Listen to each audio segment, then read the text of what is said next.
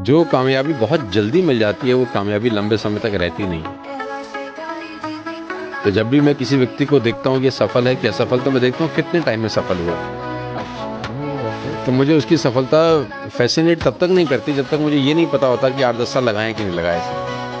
मुझे बहुत सारे लोग एग्जांपल देते हैं, अरे देखो सर वो कितना कामयाब हो गया, 6 महीने में यहाँ तक पहुँच गया, तो मुझे फैसिनेट करता ही नहीं। हाँ, मुझे कोई बोले कि सर 15 साल से रगड़ रहा था, अब कामयाब हुआ, तब मैं इंटरेस्टेड हूँ उसकी लाइफ जर्नी को जानने में।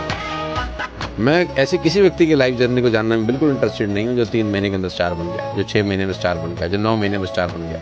लोग बनते तो हैं, तो क्या ये मतलब सच नहीं है? रिटेन रहना करीब करीब नामुमकिन होता है, करीब करीब। 1000 में कोई एक होगा तो एक्सेप्शन हो सकती है, लेकिन मैंने अपनी लाइफ में 25 साल में ऐसा कभी देखा ही नहीं जो 3 महीने में स्टार बन गया हो और 30 साल के बाद भी स्टार रहा हो। आहा, क्या बात है।